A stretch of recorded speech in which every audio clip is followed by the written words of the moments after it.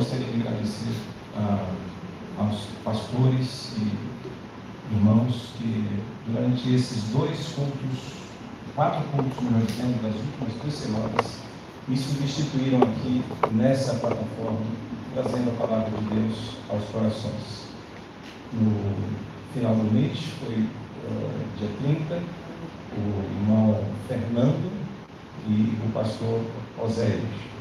E no domingo passado, o seminarista Marcelo Câmara e o pastor Alessandro, que também dirigiu aqui, ministrou a ceia do Senhor. Acompanhei esses cultos de longe onde estava e louvei a Deus e agradeço pela ajuda, pela intervenção que os irmãos fizeram.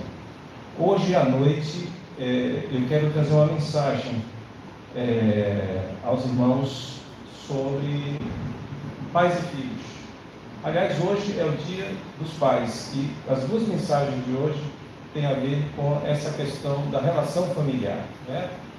E hoje à noite eu quero trazer algo ligado a pais e filhos, que é o tema até de um título de uma música do Legião Urbana de 1989, Renato Russo.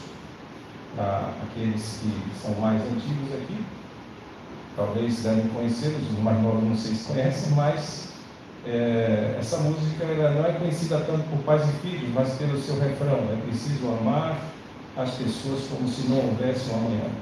Eu quero dizer o que é que isso tem a ver com a palavra de Deus. Eu quero dizer a vocês a letra dessa música, o que é que ela tem a ver com a nossa vida hoje, né? E eu peço também que estejam orando nesse sentido, porque eu quero falar a todos os corações, não só dos membros da igreja, mas de pessoas também, talvez, precisam ouvir essa palavra de Deus e receber a Cristo como Senhor e Salvador. Na mensagem de hoje, eu quero trabalhar o texto de Lucas 11, de 1 a 13. Lucas 11, 1 a 13. E o título da mensagem é uma pergunta: o que nós estamos dando aos nossos filhos?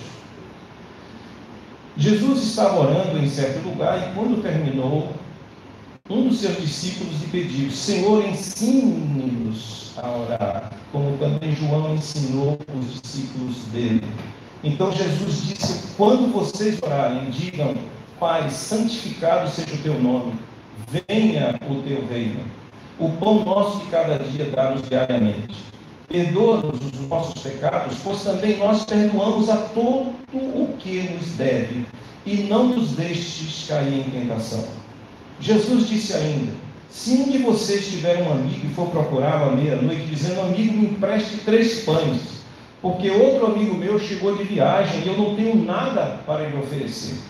E se o outro lhe responder lá de dentro: deixe-me em paz, a porta está fechada e os meus filhos e eu já estamos deitados, não posso me levantar para dar esses pães. Digo a vocês, se ele não se levantar para dar esses pães, por ser seu amigo, de certo ele fará por causa do incômodo e lhe dará tudo de que tiver necessidade.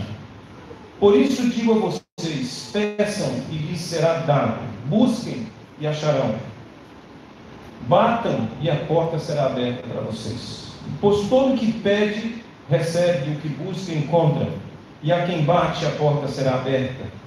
E conclui Jesus dizendo, não é?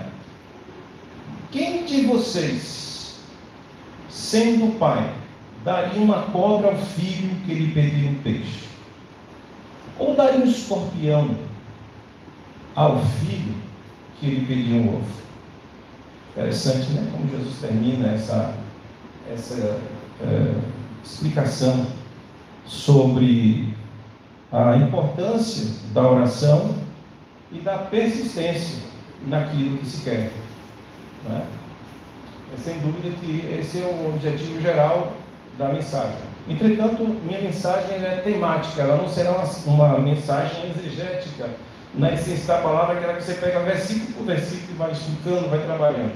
Eu quero trabalhar um tema que subjaz aqui a alguns textos que estão espalhados nessa perícope, Vejam, por exemplo, que você tem uma versão mais enxuta aí do Pai Nosso, né? Faltam algumas frases, alguns textos, partes que nós temos lá em Mateus.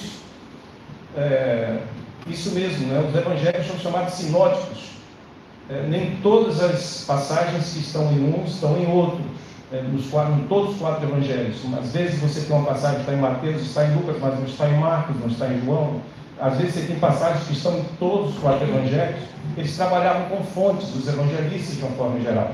Eram fontes orais, mas já se sabe hoje também fontes escritas em aramaico, muito próximas da época mesmo que Jesus viveu. E aqui você tem, vamos dizer assim, um extrato do Pai Nosso, mas o que ele está dando ênfase aqui justamente é a essa questão daquilo que se pede ao Pai Celeste, como essa relação do fiel com Deus, na mesma medida, e usando a metáfora, onde você tem um relacionamento com um amigo. Aliás, aquele amigo ali que foi incomodado à meia-noite, ou que seria, né, incomodado à meia-noite, ele disse: eu tenho filhos aqui comigo, né? Estou cuidando dos meus filhos, nós estamos dormindo e não posso atender. Mas ele se levantou dentro da ótica de Jesus, ele se levantaria. Na verdade, é uma suposição que Jesus está fazendo aqui. Jesus não disse que isso aconteceu, mas Jesus supõe que, né? Suponhamos que. Então, de fato, esse texto é muito interessante, porque ele mostra essa relação do que se pode, o que se deve pedir e o que se dá. E por isso essa pergunta que a gente faz no início, né, da mensagem, sobre o que nós damos aos nossos filhos. O que damos aos nossos filhos? Os versos finais aí, eles colocam essa pergunta que Jesus faz: quem de vocês, sendo pai, daria uma cobra ao filho que ele pede um peixe enquanto alimento? Ou daria um escorpião ao filho que ele pede um ovo enquanto alimento, enquanto necessidade básica? E nós sabemos que, de fato, os nossos filhos nos pedem coisas. Se há uma característica, principalmente quando o filho é criança, né, pequenininho, ele pede sempre, ele está sempre pedindo. Quando os filhos se tornam adultos, aí a coisa muda. Se é o pai que pede mais ao filho: me leve ali no médico, me ajude aí, fique comigo lá enquanto eu faço endoscopia e coisas desse tipo. Então, essa é uma característica muito marcante, né? Estamos falando aqui talvez de crianças, né? Que nós sabemos que desde cedo as crianças pedem coisas realmente aos seus pais.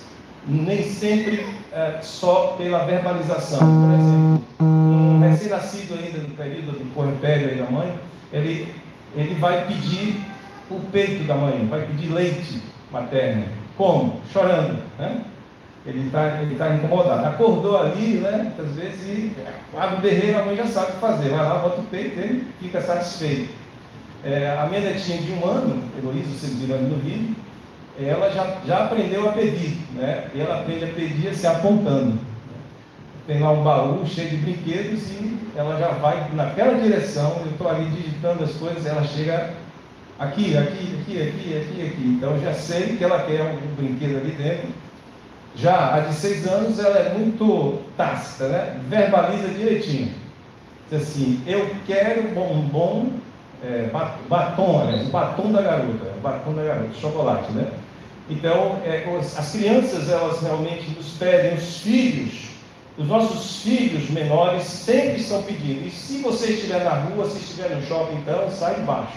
E aí o pai vai ter que realmente ter sabedoria para dar a devida, vamos dizer assim, interferência, no sentido de intervir, para não se deixar levar pelo sentimento, pela sensibilidade, por aquele medo, muitas vezes, de perder o amor do filho, como se isso fosse a natureza de ser pai, e não é. A gente não precisa temer isso. Nós pais não fomos feitos para sermos amados pelos filhos. O amor do filho vem como consequência. Nós pais fomos feitos para amar os nossos filhos, colocá-los dignamente no mundo, com disciplina, dar-lhes autonomia no tempo certo, mas criando sempre com responsabilidade esses filhos. Por isso não podemos dar tudo aos filhos. E, de uma certa forma, essa pergunta de Jesus é interessante, porque ela pressupõe que um pai amoroso, um pai de verdade, ele nunca subverteria a necessidade dos filhos. Ele nunca daria um escorpião, por exemplo, ao filho que ele pediu um ovo. Entretanto, a gente precisa ver que muitas vezes isso não ocorre, ou seja, conforme Jesus disse, um pai nunca faria uma coisa dessa com o filho. Certo? Eu já vi, por exemplo, um caso de um pai, quando seus filhos completaram 15 anos de idade, filhos homens, né? Eu vi um caso de pais que tinham 4 filhos homens. Então, o filho completou 15 anos, ele dava uma pistola e levava o menino para um baixo meretrício, né? Para 15 anos, para que ele fosse macho, né? Homem de verdade. Certo? Quer dizer, como consequência disso, esse filho, né, logo no primeiro encontro já era zero esquerda, né? Porque para o pai o menino já chegava ali a balamangu, mas não acontecia isso. Na verdade, uma grande vergonha, um grande medo, uma grande insegurança, e começava a partir dali um rapaz que ia crescer inseguro, e principalmente no que diz respeito à figura feminina, com sérios problemas de disfunção sexual. Assim, portanto, esse pai parecia estar dando um escorpião ao filho, algo que seria prejudicial para o próprio filho, pensando que estava fazendo bem. Alguns pais são tão ocupados que tentam compensar essa ausência dando coisas aos filhos. Também isso é outra realidade. Talvez para matar esse sentimento de culpa, talvez para tentar manter esse filho feliz ou gostando dele, alguma coisa assim. Mas nós sabemos que e esse eu sei disso por conta da observação, por conta desse contato que eu tenho com as pessoas, conversando sempre em ambiente consultório, quando uma vez uma pessoa me disse assim, eu tinha, assim, desse jeito mesmo que eu vou falar para vocês, eu tinha presentes de meu pai, mas eu queria um pai presente, né? Quer dizer, existe uma diferença entre o presente do pai e o pai presente. E é interessante como a pessoa já assumia essa consciência naquela época, na sua adolescência, e talvez não tivesse antes, mas sentisse a falta do pai, né, quando era mais criança. Mas essa é uma grande realidade. O que o filho quer é o pai presente. Esses presentes muitas vezes são bens de consumo. Por exemplo, aparelhos eletrônicos, né, que talvez a gente queira agradar o filho para protegê-lo, talvez daquela coisa do tipo assim, mais o coleguinha dele tem e ele não tem. Né? Mas quando ele deve ter isso? Então aí a firmeza do pai em ensinar o filho que há tempo para tudo, a firmeza do pai ou da mãe para dizer, não, vai chegar o seu dia. Nós sabemos que nós não devemos, do ponto de vista psicológico, por exemplo, entregar de presente, dar de presente a um filho de 5 anos um aparelho de telefone celular para ir para a escola com ele. Esse é o seu aparelho celular. Não é correto do ponto de vista psicológico. Né? Isso já é uma coisa lá para os 10, 11, 12 anos de idade se fazer. Mas, de uma certa forma, nós muitas vezes queremos, talvez, suprir a própria carência do filho, como se o filho pode chegar e dizer, fulaninho tem, eu não tenho, sim, qual é o problema disso, né? Conversar com esse filho é fundamental, saber lidar com esses desejos, porque a criança está no seu lugar, está no seu papel, que é de pedir. A criança está no seu lugar de querer as coisas na hora, isso é da criança. Mas ela está numa fase de crescimento, ela está numa fase de disciplina, nós precisamos auxiliá-la nesse sentido, que ela muitas vezes não poderá ter tudo o que quer na hora que quer. Assim, meus irmãos, as coisas materiais não podem compensar algo para nossos filhos, mas no fundo, o que queremos mesmo é que eles não nos deixem de amar. O que realmente nós damos aos nossos filhos? eu quero justamente voltar a falar ali desse caso, né, desse texto, né, pedir um peixe, não é, enquanto que o pai não deveria dar uma cobra, por exemplo, ou o filho que pede um ovo e o pai lhe dá um escorpião. Valendo daquele exemplo do rapaz que o pai que dava arma e um Vale Night em casa de massagem ao seu filho de 15 anos, nós sabemos que o filho não lhe pediu aquilo. Entretanto, esse pai se adiantou e inverteu a premissa. Curioso o fato é que nem sempre os filhos nos pedem coisas falando, muitas vezes pedem atuando, agindo. Há alguns filhos que não têm um canal de comunicação direto com os pais, ou seja, o medo, muitas vezes, né, desse pai,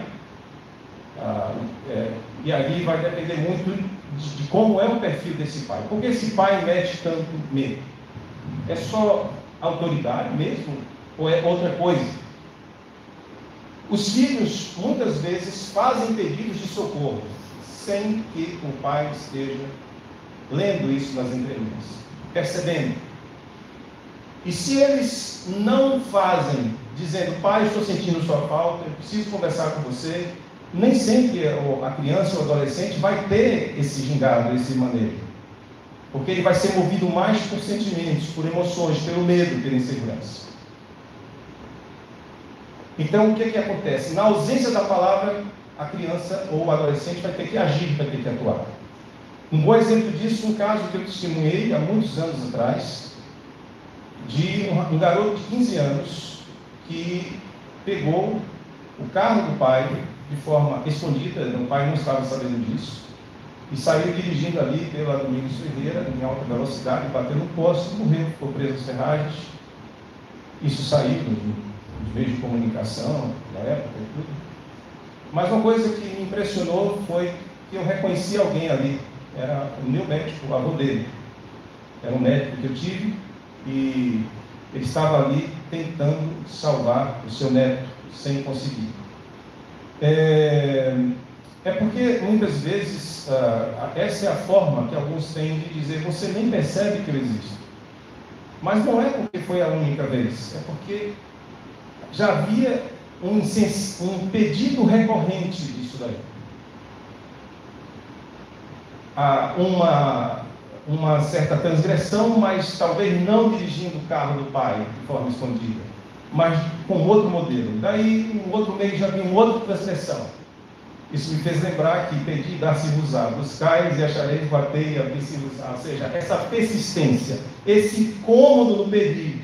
Mas veja, não é um pedido de bênção, não é um pedido no sentido como nós temos na oração, é um pedido de socorro que é feito ao Pai de uma forma totalmente simbólica e não necessariamente pela via oral. Mesmo quando o pai não faz a leitura nas entrelinhas, aquilo que está dito pelo que não se fala. Meus queridos, infelizmente muitos de nós pais temos dado cobras e escorpiões aos nossos filhos. Finalizo dizendo, mas de fato que é mesmo que devemos dar aos nossos filhos? Tenho aqui algumas sugestões vindas da palavra de Deus e não da minha cabeça. A primeira delas está em Provérbios 29, verso 15. Diz assim: é bom corrigir e disciplinar a criança quando todas as suas vontades são feitas, ela acaba fazendo a sua mãe passar vergonha. Aliás, a mãe e o pai também, né? É verdade, aquela coisa, aquele show que a criança dá muitas vezes, né? E a gente fica sem jeito, né? Ainda mais quando é em público. Corrija os seus filhos, eles serão para você motivo de orgulho e não de vergonha. Primeira coisa aqui que a gente tem que dar ao filho é um não. Não, né? Essa palavrinha incômoda. A dificuldade de darmos o não é a mesma que nós temos de recebermos o não, tá? E é por isso que nós temos dificuldade de dar não. Porque nós temos dificuldade também de receber. Certo? O pai pode ter, por exemplo, medo de dar não ao seu filho para não causar nele um trauma. Ele não vai causar trauma, não. Vai causar chateação, ele vai berrar, vai chorar, você vai manter esse não. Lá num dia ele vai dizer muito obrigado por aquele não. Outras vezes, medo, talvez, de perder o amor do filho, que é uma tônica que eu tenho aqui acentuada aqui, né? Mas é preciso dar não. E muitas vezes nós nos calamos em relação a isso. E a Bíblia diz, se vocês se calarem, as pedras clamarão. Há um caso de um psicanalista belga, chamado Jean-Pierre Lebrun, que ele disse assim: por favor, pais, ensinem os seus filhos a frustrar-se. E outra vez ele disse: por favor, pai, ensine os seus filhos a errar também, né? E lidar com esse erro. São duas coisas muito importantes, principalmente a frustração. Porque quando nós não frustramos os nossos filhos, eles vão crescer achando que tudo podem. E lá no dia, com 16 anos de idade, aquele namorado, aquela namorada der um não para ele, ele vai espirocar, ele vai fazer alguma coisa contra si mesmo, talvez. Já vi isso acontecer. Ele vai pirar, por assim dizer. Uma outra coisa que nós pais temos que dar aos nossos filhos é cuidado e amor.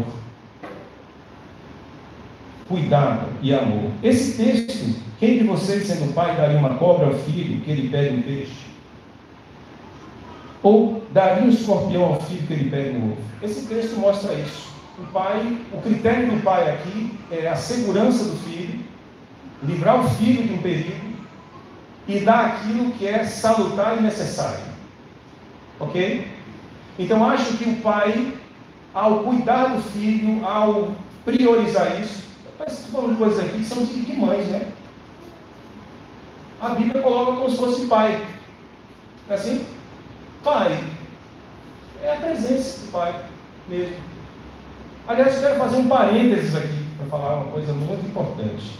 Tem que dizer assim, não. A relação do filho com o pai vai ajudá-lo de tal forma, quando ele estiver adulto, se ele for muito bem criado por esse pai, ele vai ter uma sexualidade sadia, né, em relação à sua esposa. Beleza. Aí depois, a relação da filha com a mãe deve ser tão sadia que quando ela for adulta, né, e tiver tido essa coisa, ela vai ter também uma boa relação com o seu marido, que é uma sexualidade sadia, tudo sadia, beleza? Mas você sabia que depende do pai também? O pai é responsável por isso. A forma como esse pai cria sua filha, ou a forma como esse pai cria o seu filho, vai determinar a saúde emocional deles. É tudo, é do pai. A queixa é sempre do pai, no consultório. É o pai. A mãe vem depois. Não porque vocês, mulheres, são inferiores, muito pelo contrário. A importância de vocês é fundamental. Mas essa coluna que muitas vezes a mulher é que tem que substituir, fazer esse papel, não é verdade? Tem mulher que vive sozinha mesmo, vai ter que fazer esse papel de mãe e de pai. Certo? É só para vocês verem a importância do pai. Por isso, cuidado e amor também é do pai. O pai está, portanto, atento a esses aspectos. E ele não vai poder chegar e dizer assim: isso é com sua mãe, vai lá e fale com ela, resolve isso com ela. Não, pai, é com você também, porque ele está se dirigindo a você. Uma coisa também muito importante que nós temos que o pai deve dar a seu filho é o ensino da palavra de Deus. Está lá em Deuteronômio 6, 6 e 7. Nesse texto, a Bíblia diz que o pai deve falar da palavra de Deus ao filho, sentado em casa. Deve falar também à noite, antes de dormir. E deve falar também de manhã ao acordar. E deve falar também no caminho, caminhando, passeando com ele fora de casa. Pastor, é demais, né? Muita coisa, pessoas não, mas ele está dizendo que tem que fazer tudo num dia só. Certo? E daí, nós sabemos que essa missão do pai, de ser sacerdote titular, de falar da palavra de Deus aos seus filhos, ela também se encontra em Efésios 6,4, que diz: e vós pais, não provoqueis a ira dos seus filhos, mas criai-os na doutrina, veja, na doutrina e na administração do Senhor. Sem dúvida que ensinar a palavra de Deus aos filhos vai marcar a vida desses filhos para o resto da vida. Adultos ainda, eles vão fazer menção disso, eles vão dizer: foi esse conhecimento que meu pai me deu, esse ensinamento que meu pai me deu, que me ajudou nesse momento, ou seja, a palavra de Deus. Infere-se também daí, desse texto de Deuteronômio 6, 6 e 7, uma outra coisa importante, que é tempo de qualidade que o pai deve dar aos seus filhos. Para os pais que têm realmente uma vida difícil, que trabalham muito, que chegam em casa cansados muitas vezes, eles devem ter um tempo de qualidade. Esse texto de Deuteronômio mostra que esse pai tinha tempo para isso. Mas o tempo de qualidade é diferente de você ter que ficar a noite toda com seu filho, ou o sábado inteirinho com ele, ou coisas desse tipo, ou o domingo todo. É que aqueles espaços de tempo que você tem livre, você deve priorizar a relação familiar. Não só com a esposa ou o marido, no caso da mulher, mas também com o filho. Chamá-lo ali. Se você vai ficar meia hora ali naquela noite com seu filho, meia hora contadinha, largou o zap ali, né? Largou o zap do lado e vai ficar ali dando gás ali. Isso é tempo de qualidade, conversando, procurando saber da vida dele, como é que ele está se sentindo, pedindo para ele falar, libera essa boca, libera essa língua, fala.